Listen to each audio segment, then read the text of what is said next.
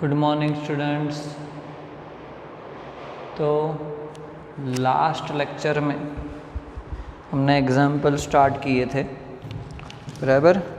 हम लोग next example देखते हैं 2.20, बराबर। नेक्स्ट एग्जाम्पल देखते हैं हम लोग। क्वेश्चन नंबर 20 क्या है? 5% सॉल्यूशन बाय मास ऑफ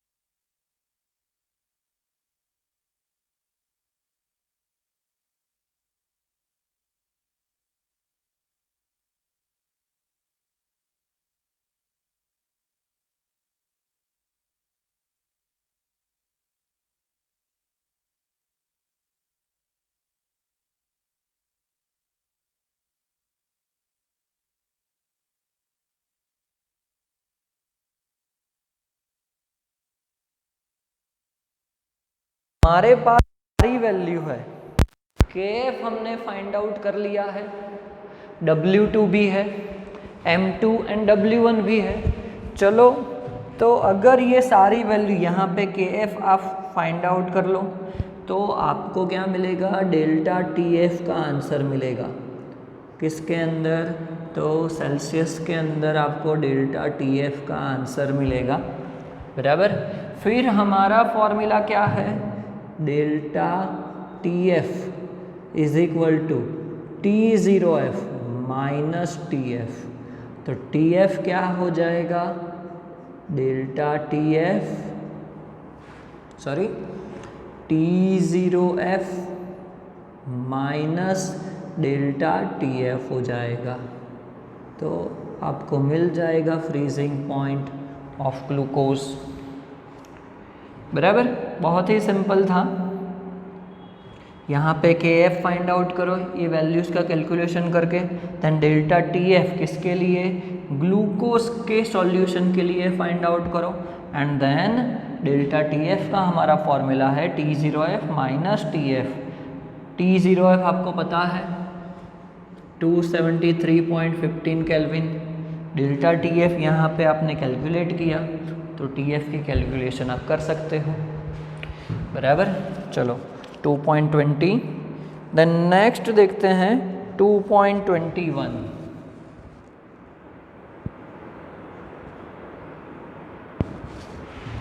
चलो, 2 elements A and B form compounds having formula AB2 and AB4 when dissolved in 20 gram of benzene. 1 gram of AB2 lowers the freezing point by 2.3 Kelvin, whereas 1 gram of AB4 lowers it by 1.3 Kelvin. The molar depression constant for benzene is 5.1 Kelvin kg per mole. Then calculate the molar atomic masses of A and B. तो सबसे पहले तो देख लेते हैं कि आपको क्या दिया है कि AB4 एंड AB2, तो यहाँ पे मैं रख देता हूँ AB2 और यहाँ पे बोल देता हूँ AB4। 2 मॉलिक्यूल्स आपको दिए हैं, बराबर। उसका मास दिया है, कितना दिया है कि 1 ग्राम AB2 है, और डिज़ोल्व्ड की सॉल्वेंट का मास आपको दिया है, कितना दिया है 20 ग्राम, क्या है, बेंजीन है। सेम वे AB4 है, वो भी आपको 1 ग्राम दिया है, और उस टाइम पे भी सॉल्वेंट क्या है, बेंजीन है 20 ग्राम। दूसरा क्या बोला है कि AB2 है, it lowers the freezing point by 2.3 kelvin. That means आपको यहाँ पे डेल्टा TF दिया है कि इतना कम होता है 2.3 केल्विन, बराबर। सॉरी, यहाँ पे भी आंसर केल्विन में आएगा, गलती से सेल्सियस लिख दिया था मैंने। यहाँ पे क्या आएगा, आपको ये भी बोला है कि AB4 है वो करता है 1.3 केल्विन।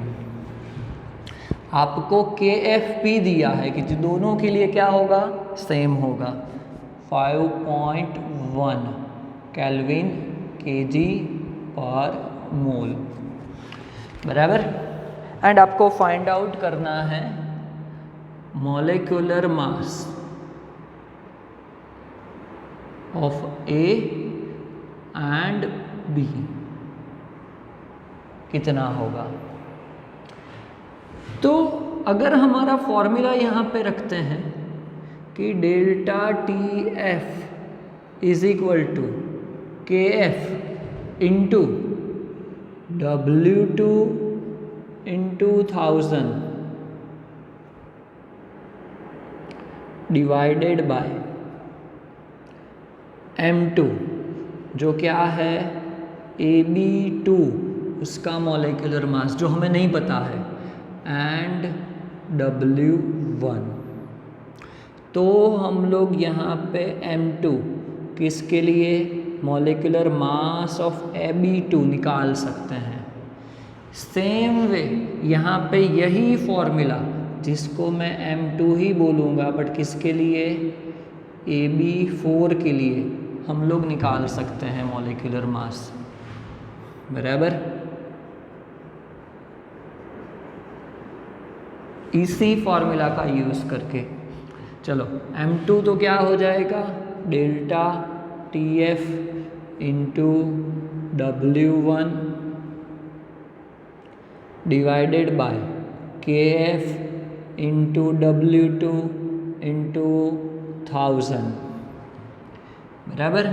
चलो डेल्टा TF आपको पता है 2.3, W1 भी पता है कितना है 20 ग्राम, डिवाइडेड बाय KF 5.1 दिया है, W2 that means 1 and into 1000। तो फिर आपका मॉलिक्यूलर मास किसका Ab2 का कैलकुलेशन करोगे तो आता है 110.87 ग्राम पर मोल। सेम वे आप इसी तरीके से कैलकुलेशन करते हो तो क्या होगा molecular mass of Ab4 is equal to 1.3 into 20 divided by 5.1 into 1 into 1000, बराबर। सॉरी हमने यहाँ पे गलती कर दी है, गलती से फॉर्मूला उल्टा रख दिया है, बराबर। कि क्या होगा m2 is equal to KF into W2 into 1000 होगा divided by delta TF into W1। Okay, KF आपका 5.1, W2 1 and into 1000 divided by delta TF है 2.3 एंड W1 20। तो ये आंसर आएगा आपका। सेम वे यहाँ पे क्या हो जाएगा 5.1 into 1 into 1000 divided bye 1.3 into 20। तो इसका आंसर आता है 196.15 ग्राम पर मोल। ओके, चलो तो बेसिकली